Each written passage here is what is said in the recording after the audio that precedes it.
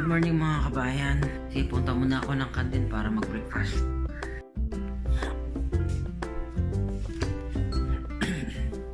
Ang schedule kasi ng breakfast namin guys is 4:30 to 7 o'clock.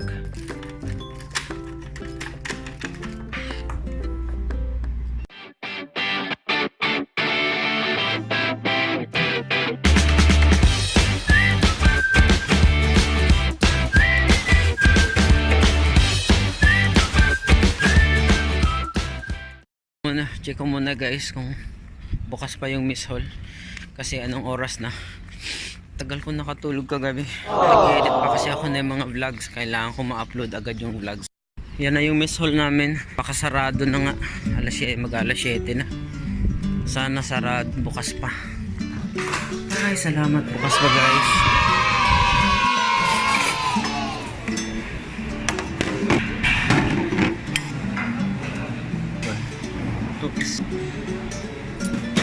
Little kalas. So ito yung breakfast ko guys. Mayroong mga anong klaseng cake to, hindi ko alam, basta cake to eh. Tapos fried egg, 2 piraso.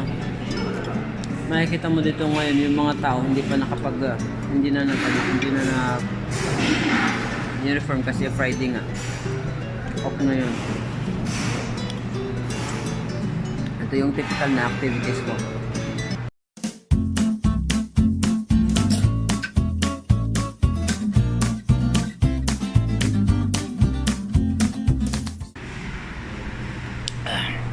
Tapos na guys, tapos na ako mag-breakfast.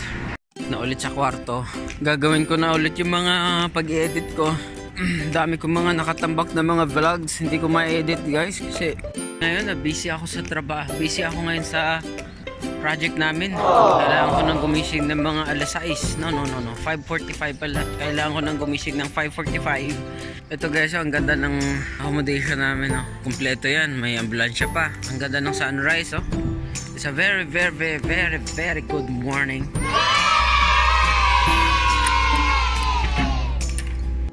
Ito ang kwarto ko guys. So ngayon itutur ko kayo sa kwarto ko. Ang accommodation, ang kwarto ko guys, tinatawag na senior accommodation. So ito yung mga gamit ko, papakita ko sa inyo. At saka mamaya sa labas, papakita ko sa inyo yung mga amenities. Medyo magulo ang kwarto ko ngayon kasi inaayos ko na yung mga gamit ko. Magbabakasyon kasi ako this week. So ayun yung komot ko, yung unan. So ayun yung kama ko, ako lang mag-isa. Tapos meron na akong sariling cabinet. Hanger na lahat yan. Tapos yung mga pulo ko, yung uniform ko sa trabaho, ito yung mga gamit ko, mga gadgets, damit, tsaka yung mga labahin ko sa baba, nilalagay ko dyan para hindi mangamoy kasi meron kaming schedule dito sa paglalaba.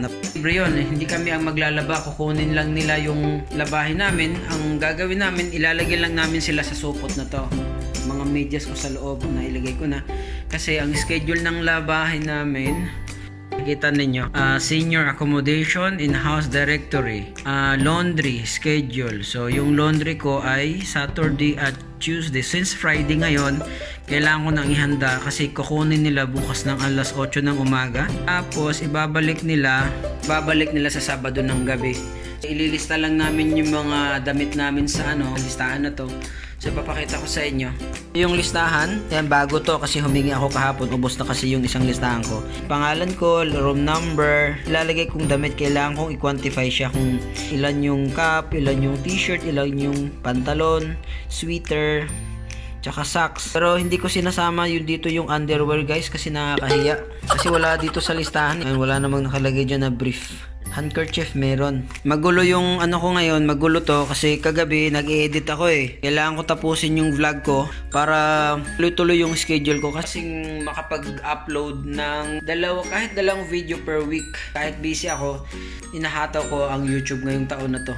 Is na ako na madaling araw nakatulog kagabi. Ang dami kong naubos na dingdong pero itatapon ko naman ngayon yan guys. Nandyan lang naman yung basurahan ko. So tuloy tayo, ito yung laptop ko. Maganda dito guys, meron kaming malaking flat screen. Kaya lang hindi ko masyadong napapanood na gagamit to. Tapos, ito yung CR ko. Ayan. Okay, ito yung toilet bowl. May kasama na ring tissue yan. Meron na siyang yung panghugas mo sa puwet. Okay, tapos meron akong sariling shower, naka-cover yan, no? Tapos bubuksan mo lang, tapos may shower ka na, yan. Ano yan guys, ha? Ay water, tsaka meron din siyang heater. Lalo na dito sa lugar namin, talagang malamig ngayon. So, nag-heater talaga ako. Meron na siyang sariling wash basin sa English. Mirror. Ayoko lang tingnan yung mukha ko. Isa dito guys, maganda dito ay, ayan, meron ng sofa. Ayan, basang-basa na, oh. Dahil tumutulo kasi yung AC namin, eh. Ayan, pinatay ko muna. Tapos, ito naman yung ref ko. Check natin, ha. Bubuksan natin, ha. Tadang! Walang laman. Actually, maraming laman yan guys, kaya lang hindi ko na nilalagyan ngayon kasi nasisira lang, hindi ko nakakain, eh. Ayan, dami yan sa kantin. Hindi nadala ko dito, kaya lang hindi ko naubos, kaya yan na lang muna. Mas maganda walang laman kaysa nasasayang yung pagkain. Ang maganda dito ay meron kaming sariling wifi.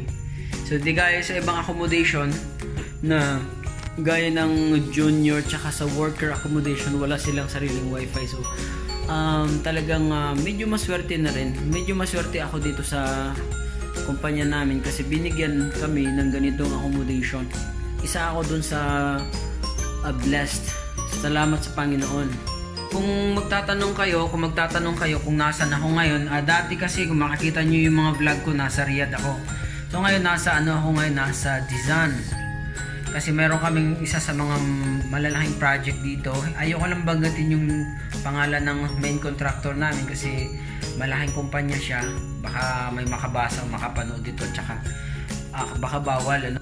Lalabas na tayo, ipapakita ko sa inyo ang amenities ng accommodation namin. Tara! So ito guys, makikita nyo dito sa labas, ito yung senior accommodation. Yan ang number ng kwarto ko. Ang maganda dito sa likod, mayroon siyang parking lot. So, yung sasakyan ko kasi nasa labas lang, eh. Ayoko ipasok. Tahimik itong accommodation na to. So dito, mag-isa ka lang sa kwarto mo, walang disturbo. Kaya lang minsan nakakabagot din kasi wala kang kausap, 'di ba? O kung meron kang mga problema, hindi mo na ilalabas kasi wala kang makakausap.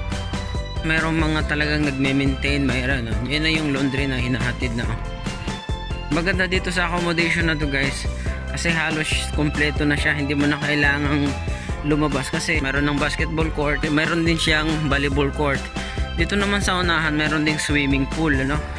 Pwede ako maligo dito kasi nasa senior ako, eh. Nakalagay dito senior tenants only, yan. So kung maligo, parang sarap maligo ngayon, ayun, malinis. Kahit nasa gitna kami ng disyerto guys, malinis pa rin yung tubig, oh. May nagme-maintain kasi.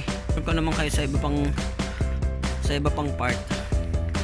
Ito naman yung tinatawag nila na courtyard. Kung gusto mong uminom ng kape, pwede kang umorder dun sa may coffee shop. Pwede kang maupo dito, magpalamig, magpahangin. Yung accommodation namin malayo sa city.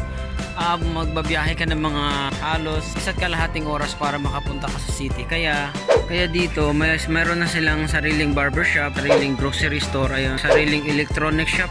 Hindi pala, tailor shop. Din dyan. Meron din kaming sariling electronic shop dito. So halos nasa loob na guys. Hindi mo na kailangang lumabas. So ito yung mga equipment sa gym namin. Mayroong treadmill. Ewan ko anong pangalan nito. Tinatawag nila na Smith. Tapos meron ito tinatawag merong recreation center, may bilyaran, mayroon ding table tennis. Ito yung sinasabi ko sa inyo kanina na worker na accommodation. Dalawang palapag. Bawat kwarto niyan ay merong tig-apat na katao sa isang kwarto. At saka ito guys, itong nakikita nyo, ito yung accommodation ng mga junior. Merong tig-2 tao sa isang kwarto. So yung mga room number nila may nakalagay na J. Diba kanina nakikita nyo sa kwarto ko S, ibig sabihin senior. Ito J, so ibig sabihin yan junior. Ang kaibahan lang ng ang level ng senior, ibig sabihin merong siyang position sa company medyo matagal na ganon. Tapos pag junior naman, yun ang level ng mga technicians, electricians, yun ang mga skilled workers. Tapos yung senior, yung worker accommodation naman, yun yung mga helpers. Tapos mga cleaners, junior tsaka workers accommodation ay wala silang sariling wifi. Kaya minsan wifi sila na pumunta sila dun malapit sa kwarto ko. A few moments later. Okay, oras na para mag-lunch at papakita ko sa inyo ang lunch namin dito every Friday. Masarap yung mga pagkain dito guys pag Friday kasi ito yung parang ewan ko ba't masarap yung mga pagkain nila sa Friday kasi ito yung mga biryani, chicken biryani, minsan mutton biryani. Makikita mo dito, makakain mo dito. Tsaka meron sila mga dessert na hindi nila siniserve kapag ordinary days.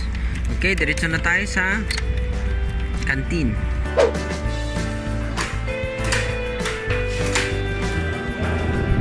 Okay, lunch time.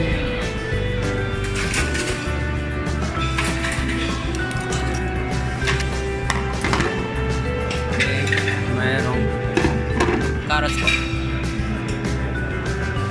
Ito. Ano pangalan nito? Ano pangalan nito? Yogurt. Biryani. Can you put more mutton? Yeah, that's it.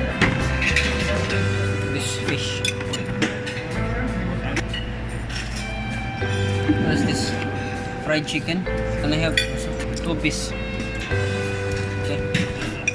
Okay guys, so meron ako ditong fried chicken, fried fish, tsaka mutton biryani, yogurt, at tsaka salad ang tawag dito eh. Actually marami pa doon pero hindi ko kinuha lahat.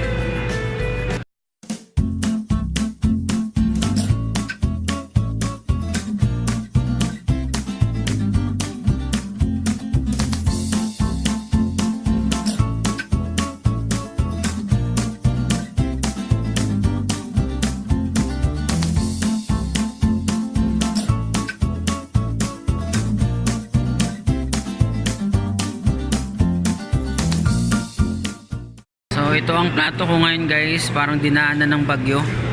Pero at least inubos ko lahat yung pagkain. Hindi kaya ng iba na ang dami pa, isang bundok pa ng kanin, hindi man lang inubos. 'Di ba? Sayang. So tapos na tayo dun sa main dish. Punta na tayo dun sa dessert. May dessert dito po, may dessert. Okay, kuha mo na ako ha. Pwede kang kumuha dito guys, unlimited ang prutas. Ayan, merong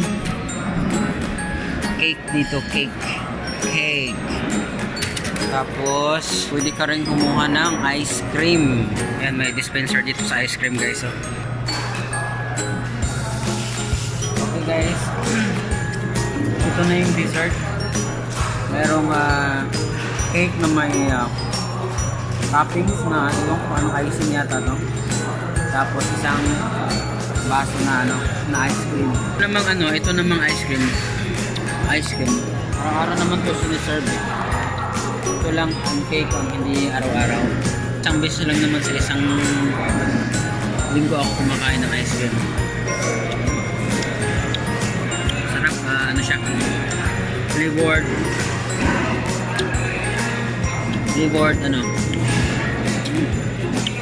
iba lasa.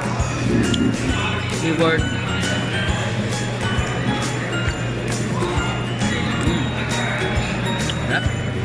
Sarap, grabe. Guys, tingnan nyo yung kinuha kong dessert. Ayan. Nagdagdag pa ako ng isa. Dadalhin ko ito ngayon sa kwarto ko para mamaya pag nag-i-edit ako.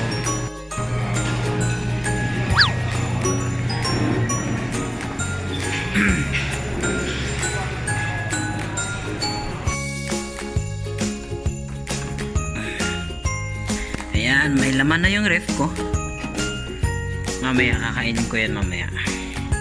Okay, siguro guys, hanggang dyan na lang muna siguro at tuloy ko muna yung pag-i-edit ko po at marami pa tayong mai-upload sa channel natin. At kung nagustuhan nyo po ang ating videos, mag-comment lang po kayo sa baba kung meron po kayo mga tanong. At kung sa mga hindi pa nakapag-subscribe, paki-subscribe na rin po ang ating channel.